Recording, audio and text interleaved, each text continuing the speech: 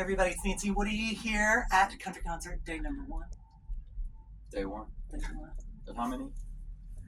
3 of them. 3 days? 75. 3 of them. You're kicking it off Alright, day one, Corey. I'm just here day one. No. Corey can't. And 75 you know what? straight days of country music. We are on the cusp of another number 1 for this young man right here. I mean, oh my goodness.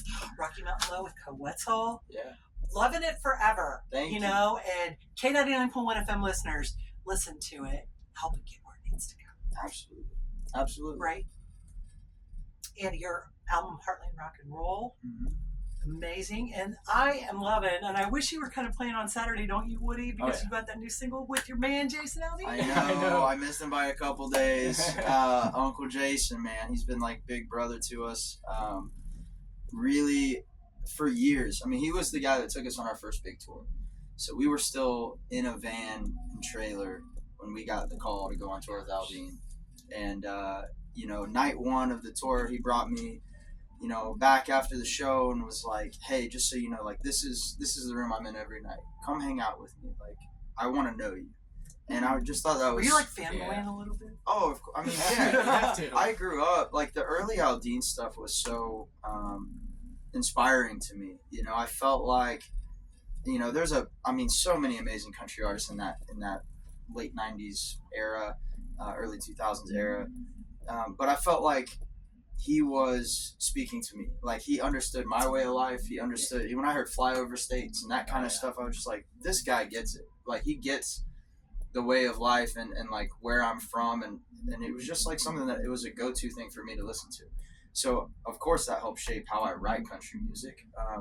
He's always had that, like, rock edge to him, which is kind of the lane that we find ourselves in. So, to have a song with a guy, and me and Goodlow, my producer, we're the same age. And when Aldean decided to come in and be on the song, we were sitting there in the studio, and we produced the whole record, right? And so Austin Goodlow and I are sitting there going like, hey, Aldean, what if you try like scooping up to this note? And he's like, yeah, that's a great idea. And then we just kind of looked at each other and went, how did we get here? Like, we're like working peer to peer with Aldean now. I mean, it was just such a fun experience, and I can't think of another guy that would mean more. Just as a friend, somebody who's really spoken into my career and my life, been a huge proponent of our music. To have a song with him, and who knows, maybe we'll hear it on the radio. I'd rather be here is what it's called, right? Rather be here. Yeah. Nancy and I have talked about this a lot, and you're telling that fantastic story about you and Jason's relationship. The coolest thing, or I guess not the coolest, one of the coolest things about country music is we've heard stories like that for years. Mm-hmm. Like, one generation, they aren't looking down on the younger generation. They're willing to put their arm around them and say, look, I'm going to show you the ropes here. Yeah. It's so cool. And to flip roles, like it does take a lot of confidence in what you do to take a chance on a younger artist.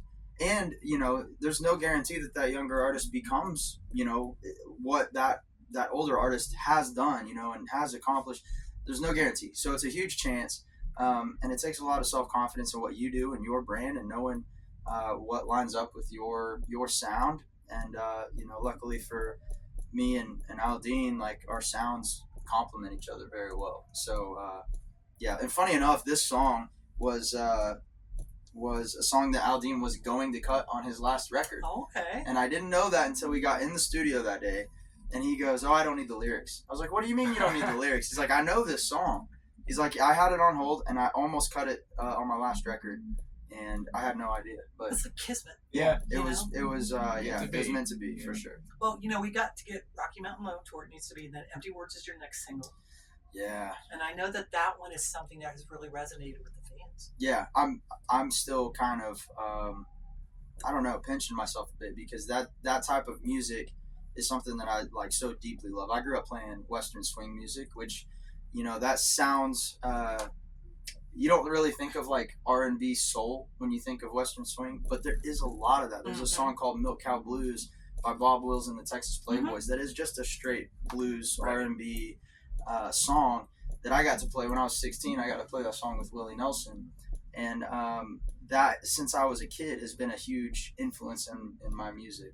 So to get to have a song that resonates with people, that also kind of speaks to a lot of my roots coming up in the more soulful side of country, I don't know. I didn't think that it would do what it's done. I mean, it if you come to one of our shows and you say which song is being sang the loudest right now, it might be Empty Words, which is a really cool place to be. Yeah, that's just amazing, isn't it? To have the entire crowd singing your songs back to you. There's probably no better feeling, right? If you could bottle it up and sell it, man, I'd be filthy rich because everybody would want that. I mean, it is the coolest, most euphoric feeling when you get that back and forth, chemistry from the crowd. That's what we're all chasing. That's why we're out here working so hard. I think that most of us would say that is like the pinnacle of music for us, of live music, is that back and forth chemistry between the crowd. I think you should bottle up whatever you're wearing because you smell delicious. Oh, well, thank you. I I was appreciate just it. gonna say that. Okay. Trying to mask the workout right now, Dude, Red Rocks. Red Rocks. The Chief. Yeah. On Tell my us. Mount Rushmore, right, of Yep. country artists is Chief. When I was 16, the Chief record came out, Oh, yeah. and I had a white Jeep Wrangler with one CD slot, and I got that record. I opened it up. I had no idea what I was about to listen to. I was just like, I liked his last two records. Let's see what this one's about. Threw it in there, and it did not leave the Jeep for the entirety that I owned the Jeep, which was a long time. I mean, we were having babies before I got rid of that Jeep. Oh my gosh. So I've listened to that record top down, front to back, more times than I've listened to any other record. And it really did inform how I wanted to go about writing country music. One subject layer maybe deeper than your typical radio hit, but still find that balance to I mean, he's done that masterfully, right? All right. Record Year and Springsteen, they're just such like intriguing songs. There's so many of them. And I wanted to, I've always wanted to open a show for Eric. And I knew people in that camp, but I've always said I don't want any favors. I don't want to make an ask to get on a show when I don't deserve to be on that show. I want my music to speak for us, and whenever he hears the music and we've made a big enough wave, and hopefully he likes it, maybe he'll ask us to be on the show because I want to earn that. That's a hero. And I remember being in Australia, getting a phone call from my manager, and he said, "Hey, if you could open up any show for any artist at any venue, what would it be?" And I was like, "Easy, Red Rocks, Chief." And he goes, "You're not going to believe it. That offer just came through." I went, "No way." That's insane. So I got to tell that story to the crowd that night and just tell them how much that night meant to me. And it was magical. We got, to my surprise, maybe this happens every time for every artist. Maybe it doesn't. I'm going to tell myself it doesn't, but we got a standing ovation at the end. Of course you did. And it was a night I'll remember forever. It'll live rent free in my head for the rest of my life. Red Rocks is kind of like the natural mother church of the West, It really is. Because, like, if God created a venue, that's what it'd be. And that's pretty much what it is, It's spectacular, man. It's, I'd tell all of my buddies. Most people are like, "I've never been to Red Rocks." I'm like, it doesn't even matter who you go see. You got to see the place itself. You got to hear a concert in that setting. There's no place on earth like it. I saw Dire Straits there years ago, right? Oh my gosh. That was a freaking great show. I saw, as a fan, I saw Ray LaMontagne there, which was fantastic. And then, as a fan, I got to see Eric Church 2 nights ago. Just stood side stage and watched. Yeah, I got a poster. I collect concert posters. Yeah. And my name's like real small at the bottom left, but it's on there. That's it. It's on there. And he signed a poster for me, which was really cool. I didn't even know that he was going to do that or ask him, but I think his team heard how much that show meant to me. And so I'm building a big like barn on the back of our property right now that'll be for hanging out and riding and watching football games, and you better believe that poster's gonna be framed in that barn for sure. So what's your most favorite or most precious, cherished concert poster? I love that you're collecting. Oh, probably it's not signed, which I wish it was, but probably I have a poster from like 2003 that was Willie Nelson live at Kane's Ballroom, which is, was a huge underplay for Willie. But that's the venue that I played my first show at ever. Yeah.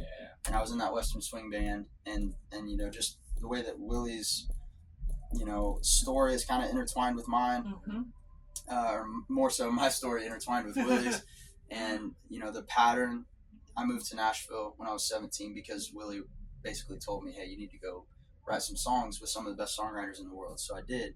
And little did I know I would kind of not end up finding my place in Nashville and moving back to Texas and getting a real job and having some kids, and then music 4 of them, worked. right? Yeah, just a few. How do you keep up? I gotta know, because I got 3 and I can't keep up. How do you keep up with 4, Corey? I don't. I try, but I don't. But yeah, just how intertwined our stories are and paralleled. You know, I ended up in Texas, and then music took off, and in the most unexpected way, and I've stayed there ever since. And you know, it's just been a huge like catalyst, paradigm shift for me. Was playing that song with Willie that night, and then talking to him after the show, and it kind of set me on my way to where I'm at now. You know, Corey, we were talking a little earlier today about how an artist can sometimes just ask that question, why is my song taking so long? When other songs go a little bit quicker.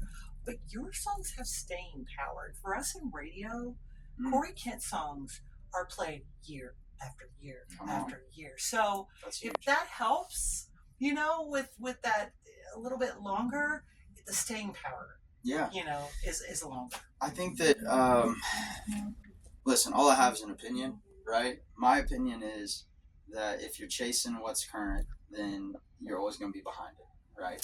So I kind of view the music industry like a pendulum. It's always moving, right? What's cool, what's in, what's the flavor of the month. So you can't follow that. You got to stay true to what you're doing, and you got to just hope that while you're in your sweet spot of your career, that pendulum lines up with what you're doing. And we had been making this, you know, soulful country rock music that we didn't really know what to call. We now call it heartland rock and roll. We've been doing that for years and years and years. And, you know, lucky for us, the pendulum just kind of swung and the lane opened, and you can do it from Texas, and just kind of the stars aligned for us. And we've been trying to make music that was timeless for a long time.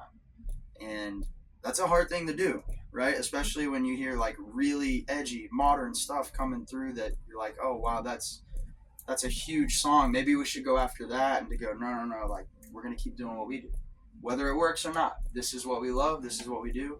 And I think that, you know, I feel very fortunate, very blessed that those songs have found kind of this timeless thing where I think 10 years from now, a lot of our songs that we've put out that have been hits for us will still resonate with fans. You know? I think that's why your fans love your music so much, because you're not chasing what's hot. You stay true to who you are, and it just resonates with them. Yeah. Sometimes I think there might be a quicker path to the top if you do that, but I don't think that's true. I think that's fool's gold. So who knows? But just gonna keep doing our thing, and luckily this one did not take very long to get up there. Yeah, thank God. I was our last one took a minute, but it's nice when they move fast, and it's been, you know, the only thing better than winning or getting a number one is to do it with a friend, right? Like the more life I live, the more I realize it's just so fun that when you can celebrate with people, right? And of course we have our band and our crew, and we feel like this is a family win, but now we got Co's family, you know, Co's band, Co's crew, Co's dad. Like I'm buddies with Co's dad every time I see him. Just such great people. So to get this song to the top would mean a lot to a lot of people. We got you. Come on. Now, you were working out earlier. Sorry you missed it, ladies. But I'm always fascinated. When I saw you down in Nashville at CRS, you had on a short sleeve shirt, and just you're talking about a journey, and you wear your art. Your art is a journey. And you know, I mean, he's got his wedding ring on right here, but he had a white rubber wedding band on earlier, and I could see a tattoo underneath it. Yeah. So can you tell us a little bit about yours? Branded for life. The only thing I collect is tattoos. I don't collect guitars. I don't collect cars. I don't collect motorcycles, even though I'd love to. But I just don't really care about things. Like this is actually this is my grandfather's wedding ring. My grandfather passed away this year, and he was my favorite person on earth. Thank you. But I'm very sentimental about very few things in life. Like, you know, I don't need, you know, when my grandfather passed, I was like, I don't care about the expensive stuff. I just want the thing that I can have always, that I'll remember him by. And same thing goes with items, you know. Mhm. For me, guitars are tools, and That's well said. you know, Yeah. that's how I view them. But my tattoos are like little stamps in time that remind me of where I was and what I was doing, and so I've got them all over the world. Got some from Ireland, got some from the UK, got some from Detroit and Texas and everywhere in between. And some make sense and some don't, right? Yes, some have deep meaning, and some I said, what do you, the tattoo artist, want to put right here? There's always a story behind it. Yeah, there's always a Yeah. story, and that's the thing, but that's the only thing I collect. That is fantastic. I know that we're gonna have to wrap up the time with you real quick. If Woody could share something with you, I think that would resonate with you that he just got today from a listener. Oh yeah. Oh, okay. I mean, this out. I mean, it just kind of So, it's the coolest And thing. speaking of your grandfather's wedding ring there, Mhm. my dad was coached baseball at local high school here for 33 years, Oh, wow. and was in the County Hall of Fame. And he passed away 4 years ago now. And I just met with somebody out there who runs the Clark County Baseball Hall of Fame. He said, we were going through the closet and we found this. That's my dad's pen. No way. Isn't that the coolest?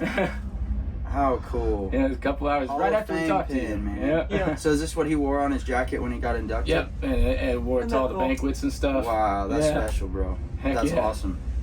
That goes on the desk Oh, for yeah. sure. Yeah, thank you. Well, you are special, Corey Kent and Rocky Mountain Low. We love it. We Come love on. your new single, Empty Words. We love the new Jason Aldean single. We love the album. We love this man. I appreciate you Yeah. guys. Thanks, Corey. Thank you guys.